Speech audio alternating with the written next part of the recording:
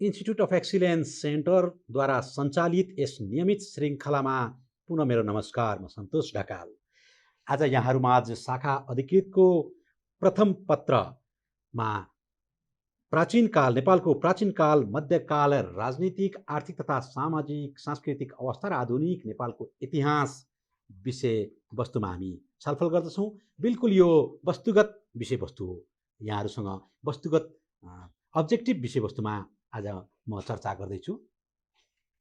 दर्शकबिनहरू, अब यो हामीले बुझ्दाखेरि यो प्राचीनकाल, मध्यकाल र यो अन्तिम काललाई हामीले कसरी बुझ्ने भन्ने हो। यो मैले वस्तुगत ढाँचामा तयार पारेको छु।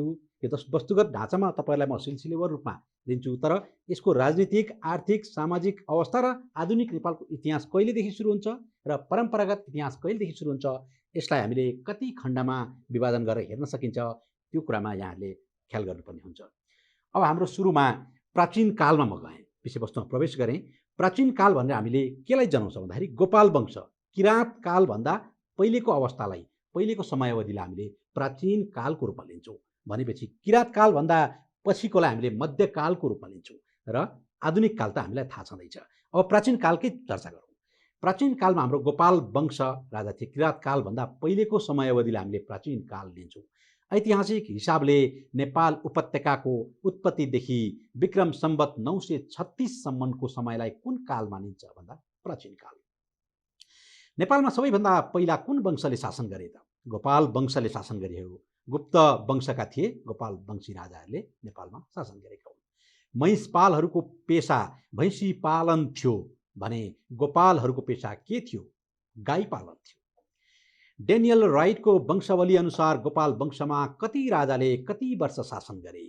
त्यसमा 8 वटा राजाले 521 वर्ष शासन गरेको इतिहास हामीसँग छ। गोपाल राज वंशावली अनुसार गोपाल वंशका कति राजाले कति वर्ष शासन गरे? 8 राजाले करिब 505 वर्ष 3 महिना शासन गरेको साथीहरू। गोपाल वंशको पालामा नेपालको सिमाना कहाँसम्म फैलिएको थियो? पूर्वमा दुधकोशी, पश्चिममा त्रिशुली, उत्तरमा गोसाईकुण्ड र दक्षिणमा चितलाङसम्म पुगेको थियो। हिन्दू धर्म ग्रन्थ अनुसार गोपाल वंशका पहिलो राजा, नेपालकै पहिलो राजा भनेर हामी भन्छौँ, को हुन् भन्दा भुक्तमान। अर्को नाम भूमिगुप्तको नामले पनि हामी चिन्छौँ। बौद्ध धर्म ग्रन्थ अनुसार गोपाल वंशका पहिलो राजा, नेपालकै पहिलो राजा को हुन्? धर्मकार भनेर पनि भनिन्छ। डेनियल राइटको वंशावली अनुसार गोपाल वंशका अन्तिम राजा को थिए? यक्षगुप्त अन्तिम राजा थिए। गोपाल राज वंशावली अनुसार गोपाल वंशका अन्तिम राजा चाहिँ जिष्णुगुप्त, जिनगुप्त भनेर भनिन्छ। कसको पालामा पशुपतिको ज्योतिर्लिङ्ग प्राप्त भएको थियो भन्दा गोपालहरूको पालामा, गोपाल वंशी राजाहरूको पालामा ज्योतिर्लिङ्ग प्राप्त भएको थियो। गोपाल वंशको संस्थापक कसलाई मानिन्छ? नेमुनिका ऋषिलाई गोपाल वंशको संस्थापक। गोपालहरू र महेशपालहरूको शासनको केन्द्र कहाँ थियो? माता तीर्थ थियो। अब त्यसै गरी गोपालहरू र महिषपालहरूको शासनको केन्द्र कहाँ थियो भन्दा माता तीर्थ थियो। गोपालहरू कुन जातिका मानिसहरू थिए भन्दा निप जातिका मानिसहरू थिए भनेर सम्झनुपर्छ साथीहरू। यहाँ तपाईँले देख्दै हुनुहुन्छ, हेर्दै हुनुहुन्छ। अब हामी अवीर वंशी अथवा त्यसलाई महिषपाल भनेर भन्छौँ। हामीले गोपाल वंशको बारेमा चर्चा गऱ्यौँ, यहाँहरूले तपाईँले हेर्दै हुनुहुन्छ। अब अवीर वंशी महिषपालको बारेमा हामी चर्चा गर्छौँ। महिषपाल वंशी प्रथम राजा बरसिंह हुन् भने अन्तिम राजा को हुन्? भुवन सिंह हुन्। गोपाल राज वंशावली अनुसार महिषपाल वंशको कति राजाले कति वर्ष शासन गरे? 3 वटा राजाले 161 वर्ष 2 महिना शासन गरेका हुन्। कर्कपेट्रिकका अनुसार महिषपालहरूको कति वर्ष शासन अवधि कायम रहेको थियो? 3 वटा राजाले 111 वर्ष 7 महिना शासन गरेका थिए। कर्कपेट्रिकका अनुसार विदेशी अनुसन्धानदाता हुन्। यिनीहरूको पालामा पनि नेपालको क्षेत्रफल गोपाल वंशहरूको जस्तै रहेको थियो। नेपाल प्रवेश भन्दा पहिला अवीर वंशीहरूको मूल थलो भारतको मथुराको वृन्दावन रहेको थियो साथीहरू।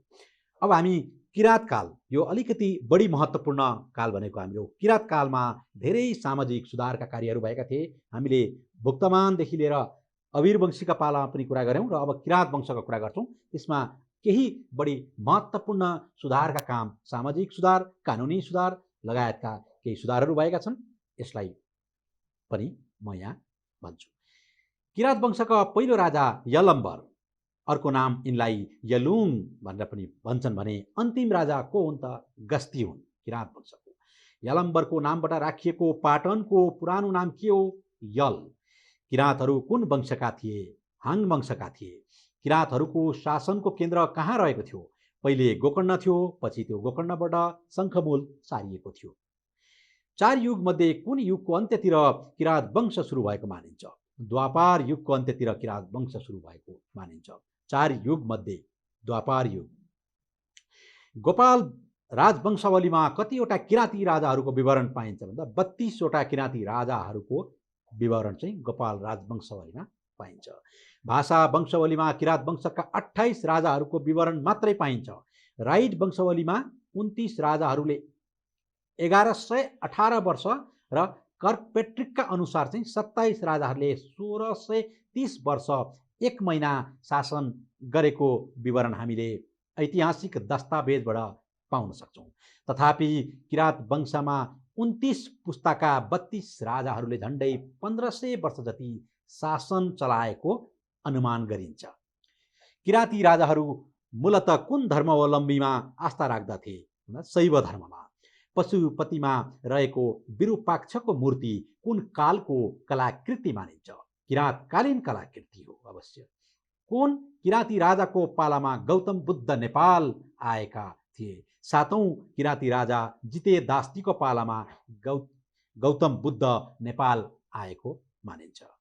एसियाको तारा गौतम बुद्धको जन्म कहिले भएको थियो? ईसा पूर्व 623 लुम्बिनीमा भएको थियो। बुद्धकी आमाको नाम माया देवी थियो भने बाबुको नाम के थियो? शुद्धोधन थियो।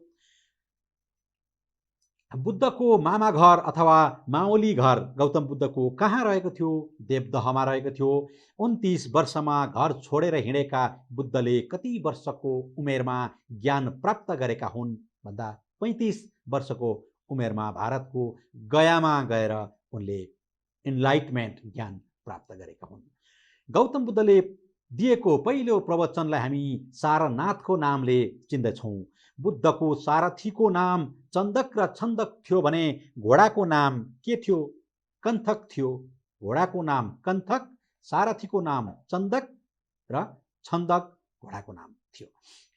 राजा शुद्धोधनकी रानी मायादेवी र प्रजापति गरी 2वटा थिए जो कुल्य गणराज्यको राजप्रमुख अन्जनका छोरीहरू थिए। वैशाख शुक्ल पूर्णिमामा जन्मिने, सोही तिथिमै ज्ञान प्राप्त गर्ने र सोही तिथिमा आफ्नो देह त्याग गर्ने व्यक्ति एकमात्र हुन् जो हुन् गौतम बुद्ध। गौतम बुद्धले कहिले देहत्याग महापरिनिर्वाण गरे? ईसा पूर्व 543 श्री वर्षको उमेरमा उनले महापरिनिर्वाण गरेका हुन्। मिति 2071 वैशाख शुक्ल पूर्णिमामा कतिौं बुद्ध जयन्ती मनाइएको थियो? 2558। गौतम बुद्धमाथि आक्रमण गर्ने व्यक्ति को थिए भन्दा देवदत्त थिए। गौतम बुद्धलाई ज्ञान प्राप्तिमा सहयोग गर्ने महिला सुजाता नामकी महिला थिइन्। गौतम बुद्धलाई ठुलो योगी हुने भविष्यवाणी कसले गरेका थिए भन्दा कौडिल्यले गरेका थिए। बौद्ध भिक्षुहरूले माग्ने भाँडोलाई के भनिन्छ? भिक्षा पात्र भनिन्छ। संयुक्त राष्ट्र सङ्घले बुद्धको जन्मदिनलाई आधार मानि कहिलेबाट बिदा दिन थालेको हो? सन् 2002 देखि बुद्ध जन्मदिनलाई पनि आधार मानेर बिदा दिन थालेको हो। लुम्बिनीको अशोक स्तम्भ कसले पत्ता लगाएका हुन्? सन् 1896 एन्टोन फ्युहरले पत्ता लगाएका हुन्।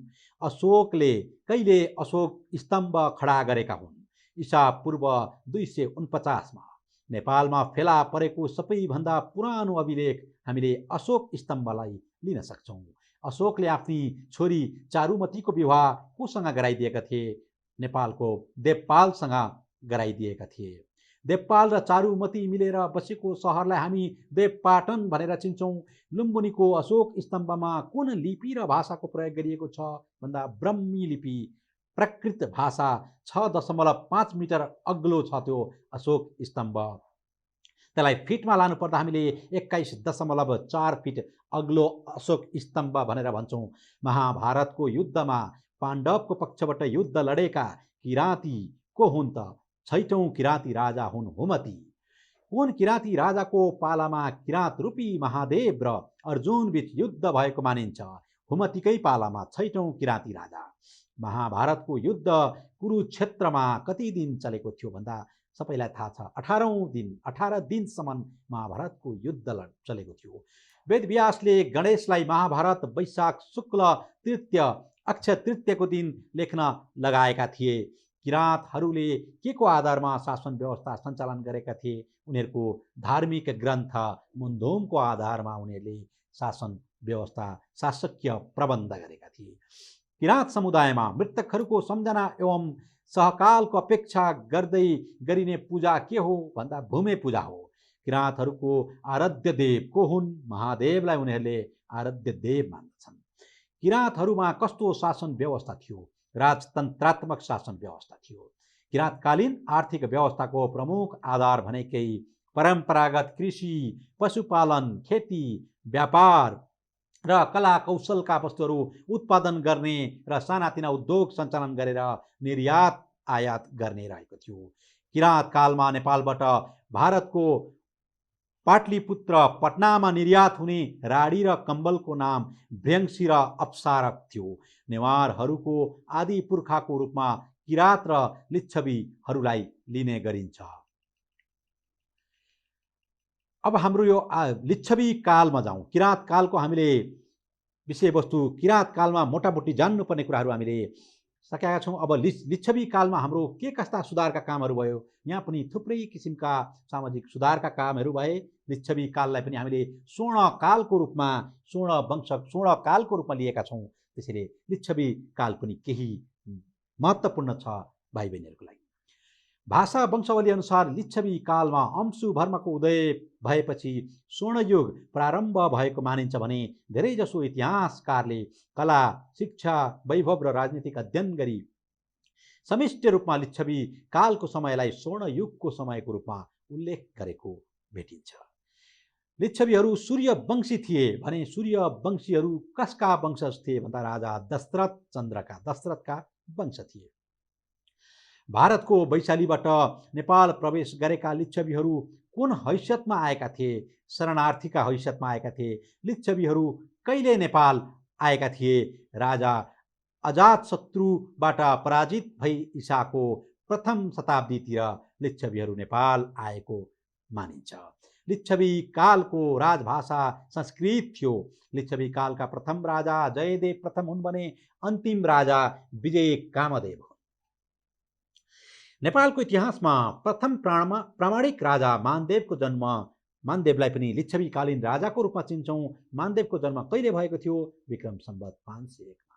विक्रम सम्वत 521 मा राजा भएका मानदेवले लगभग मोटामोटी 41 वर्ष विक्रम सम्वत 562 सम्म शासन गरेका थिए।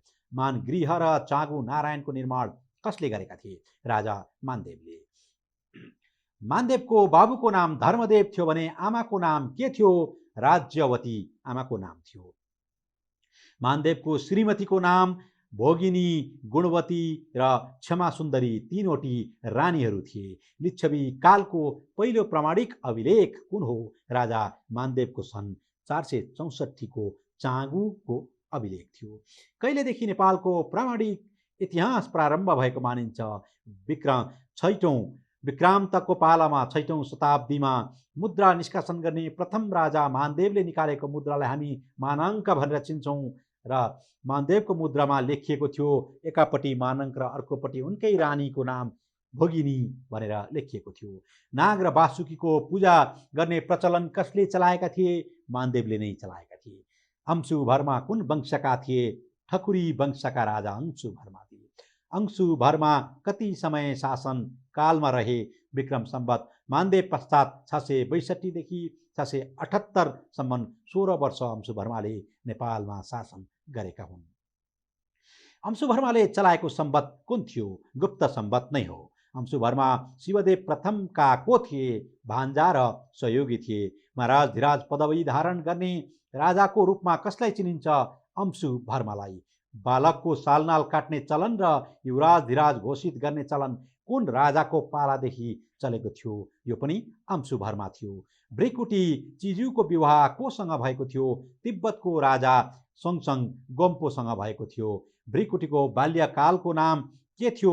खुकुनी रहेको थियो भने हरित तारा भनेर हामीले कसलाई चिन्छौँ? उनी नै भृकुटीलाई चिन्छौँ। भृकुटीले चीन जाँदा चिनोको रूपमा कसको मूर्ति ल्याएकी थिइन्? शिलमन्जु नामक बुद्धको मूर्ति ल्याएकी थिइन्। अंशुभर्मा आफूले कुन धर्म मान्थे? हिन्दू र बौद्ध दुईटा धर्म मान्ने राजा अंशुभर्मा थिए। अंशुभर्माले दक्षिणमा कोसँग सम्बन्ध विस्तार गरेका थिए? हर्षवर्धन भन्ने राजासँग अंशुभर्माले सम्बन्ध विस्तार गरेका थिए। शब्द विद्या ग्रन्थका लेखक पनि उनै अंशुभर्मा थिए। कलह भिमानी सरस्वतीको भक्त उपाधि प्राप्त गर्ने राजा पनि अंशुभर्मा। अंशुभर्माको बहिनीको भोगदेवीको विवाह कोसँग भएको थियो भन्दा भारतका राजा सुरसेनसँग भएको थियो। कैलाशकूट भवनको निर्माण पनि अंशुभर्माले गरेका थिए। अंशुभर्माले चन्द्र व्याकरण कोबाट लेख्न लगाएका थिए? चन्द्रवर्मा गोमीबाट। लिच्छवी वंशको पूर्णचन्द्र भनेर कसलाई चिनिन्छ? नरेन्द्र देवलाई। नरेन्द्र देवको बाबु उदयदेवलाई ध्रुव देवले सत्याच्युत गरेपछि उदयदेव कहाँ शरण लिई बसेका थिए? तिब्बतमा शरण लिएर बसेका थिए। तिब्बतको सहयोग लिई आफ्नो बाबुको पालामा गुमेको राज्य फिर्ता गरी दैत्य शासनको अन्त्य गर्ने लिच्छवी राजा को हुन्? नरेन्द्र देव हुन्। रातो मच्छिन्द्रनाथको रथयात्रा सबैभन्दा लामो समयसम्म चल्ने रथयात्रा यही नै हो। त्यसको चलन पनि हाम्रो नरेन्द्र देवले चलाएका हुन्। भद्रादिवास राजदरबारको निर्माण नरेन्द्र देवले गरे भने सिंहासन शब्दको प्रचलन पनि उनैको पालादेखि चल्दै आएको हो। पशुपतिको मन्दिर बनाउन लाउने प्रचण्ड देव हुन् भने लिच्छवी कालको शासन शैली कस्तो थियो भन्दा राजतन्त्रात्मक व्यवस्थामा थियो।